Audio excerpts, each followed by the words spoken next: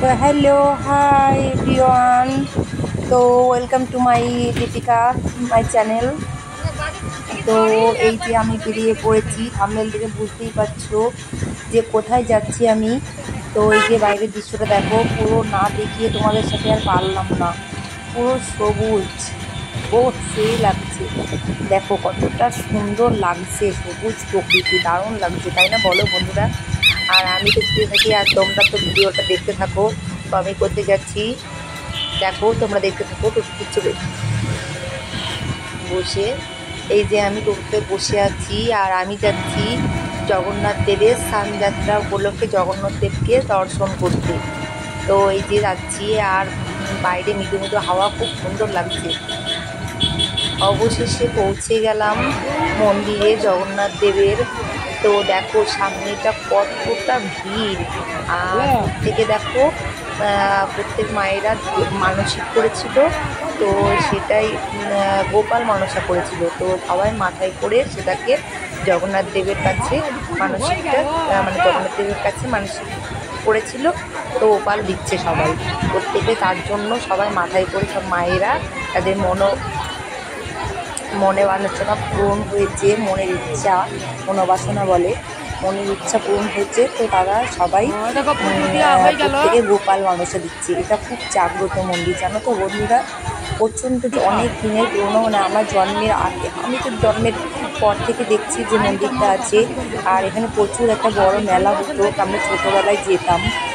আর অনেক পুরনো একটা দিনের মন্দির এটা, আর খুব জাগ্রত মন্দির। তো এই যে এখানটায় একটা মায়ের কোলে একটা গোপাল ছিল, তো সেটা আমার খুব ভালো লেগেছে, তো আমি সেটা দেখালাম না তোমাদের বন্ধুরা। এটা হয়তো বাইরে সেবা দেয় সেই গোপাল ছিল। তো আবারও আমি এই দিকে মানে দেখার চেষ্টা করছিলাম যে দেখা যায় কিনা জগন্নাথ দেবকে। তো কিন্তু জগন্নাথ দেবকে দেখাটা অতটাও মানে তারা সম্ভব। তখন আমি কী করলাম যে এদিকে একটু এই যে লক্ষ্মীনারায়ণের মূর্তিটা দেখছো বন্ধুরা, তো এটা ছিল পাথরের, তো খুব ভালো লাগছিল, তাই আমি তোমাদের দেখালাম। আর এই মূর্তিগুলো সবই পাথরের।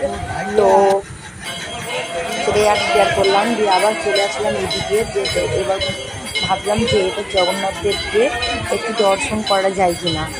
তো তারপর দেখো আমি স্নেহে পুরো স্নান, তো ভগবানকে দর্শন করতে গেলে এটুকুন কষ্ট আর কোনো কষ্টই না, তাই না বলো বন্ধুরা?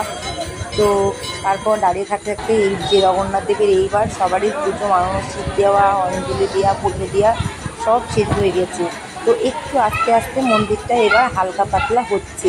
তো এই ফাঁকে আমি একটু জগন্নাথ দেবকে দর্শন করব আর তোমাদেরও দেখাবো। তো যারা যারা জগন্নাথ দেব দর্শন করো, তো তোমরা দেখতে থাকো ভিডিওটা। এই যে দেখা যাচ্ছে এই জায়গাটা দিয়ে ডান পাশে দেখতে পাবে জগন্নাথ দেব, বলরাম আর সুভদ্রা দেবী তিনজনেই আছে। তো এই মায়েটা প্রণাম করছে, তো তার জন্য আমি একটু অপেক্ষা করছি। আর এই যে দেখো এইবার ভালো করে দেখো তোমরা বন্ধুরা, যে ওই যে পুজো চলছে জগন্নাথ দেবের, তো তোমরা ভালো করে দেখো। আর এটা খুব জাগ্রত মন্দির, তাই আমিও প্রণামটা সেরে নিয়েছিলাম।